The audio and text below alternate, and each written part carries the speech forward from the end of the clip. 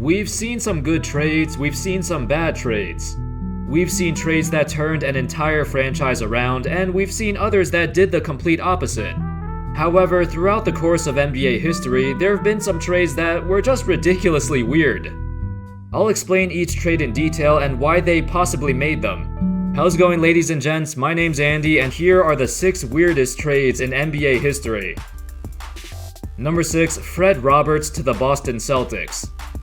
Fred Roberts was nothing more than a role player, a backup power forward who played for 7 different teams in his 13 seasons in the NBA, averaging about 7 points and 3 rebounds a game for his career.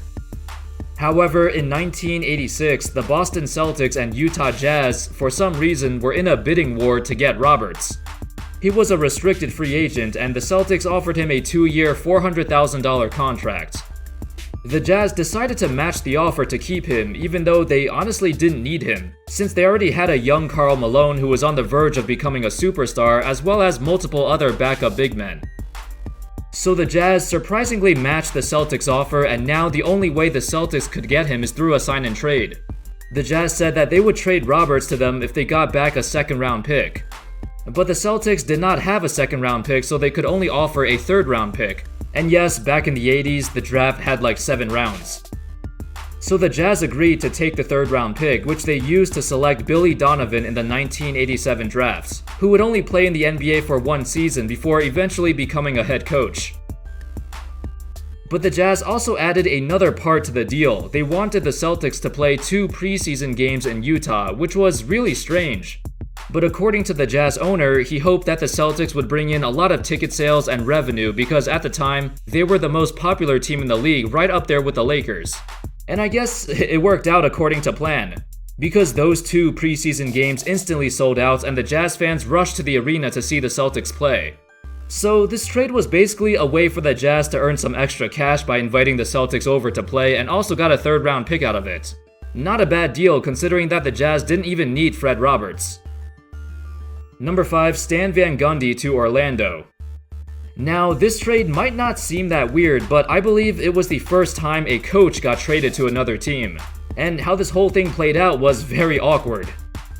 Van Gundy recently led the Miami Heat to the 2005 Eastern Conference Finals, while winning 59 games in the regular season. They were 1 game away from the finals, and they might have gotten there if Dwayne Wade did not get hurt. Afterwards, Pat Riley decided that, hey, you know what, this team is really good now and I want to take over.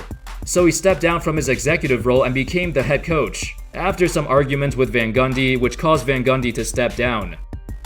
Except, shortly after he stepped down, he accepted an offer to coach the Orlando Magic, even though he was still under Miami's contract, which said that he could not coach another team during the duration.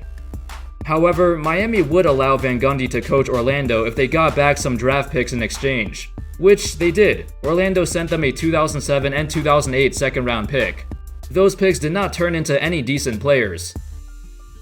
A couple years later, in 2013, Doc Rivers became the second coach to get traded to another team. This one was more of a straightforward trade. The Celtics sent Rivers to the LA Clippers for a 2015 first-round pick, which eventually turned into RJ Hunter. Number 4, Jon Spoelstra to Indiana. This was definitely a weird trade when you look back in hindsight, but it kinda made sense at the time.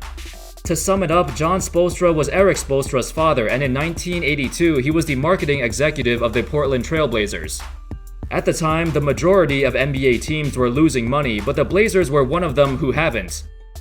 According to Jon, he said, "I was an advocate that if you owned an NBA team, that you didn't have to lose money. In 1983, almost every team was losing money and the Trailblazers weren't. The Pacers were for sale and they were bringing in different people and wanted me to talk to prospective buyers. Basically, the Pacers were losing money and they needed some help from the marketing standpoint.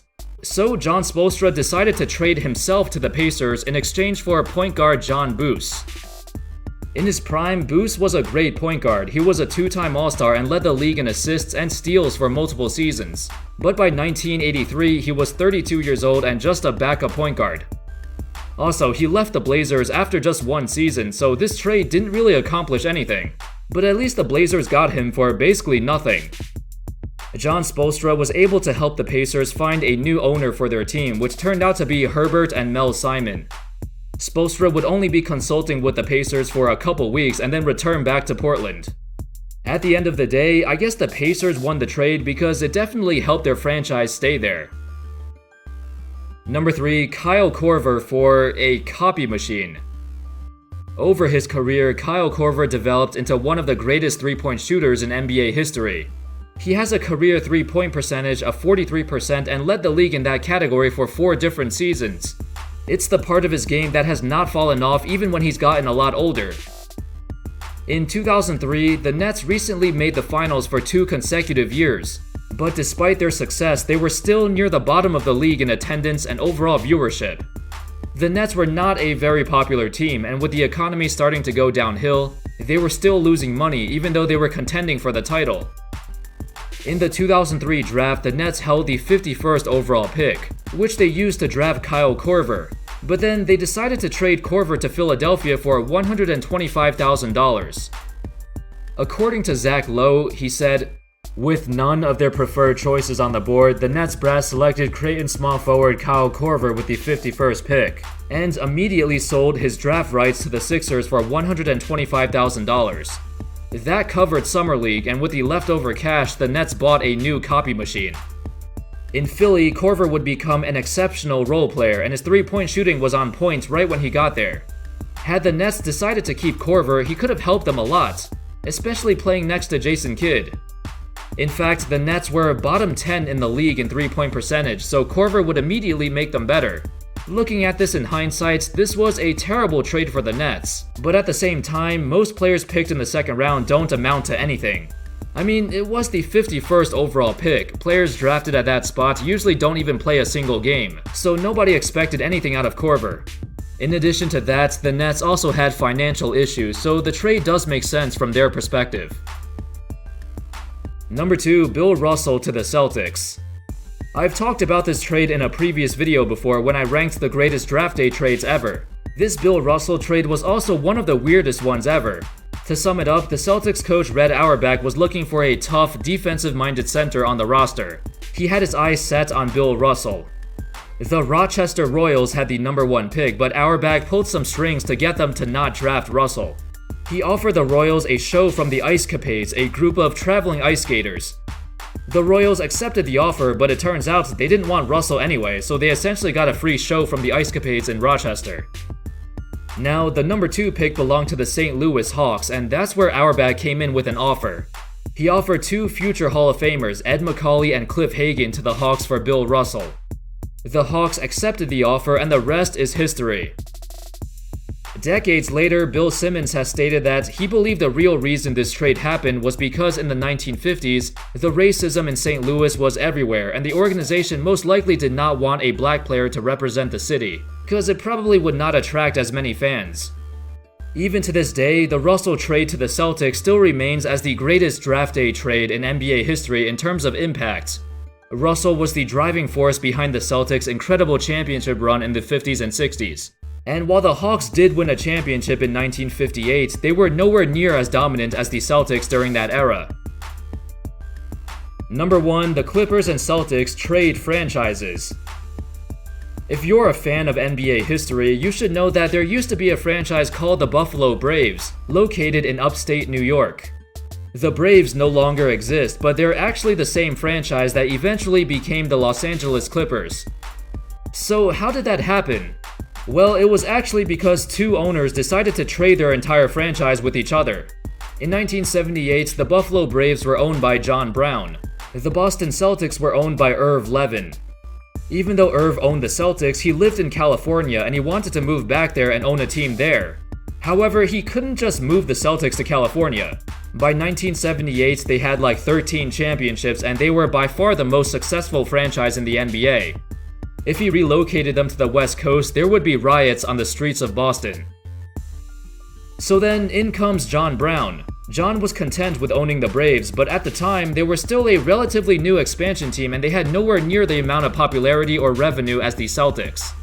That's when he jumped at this golden opportunity. John and Irv reached a deal where they would swap shares of their franchise, so now John owned the Celtics and Irv owned the Braves. Immediately after Irv got the team, he relocated them to San Diego and rebranded the team, naming them the San Diego Clippers. So now both of them got what they wanted. However, not many people know about this whole deal between the two franchises because, frankly, the owners did not own them for much longer. As the new owner of the Celtics, Jon's relationship with his GM Red Auerbach was not good, and it continued to get worse as Jon would make trades without consulting Auerbach. Eventually, he would sell the team in 1979. As for Irv, the Clippers were struggling and they didn't make a single playoff appearance in their time in San Diego, so he sold the team to Donald Sterling. And that's all, folks. Those were the 6 weirdest trades in NBA history. Let me know in the comments. Thank you all so much for watching. I hope you enjoyed the video, and as always, I'll see you next time. Peace.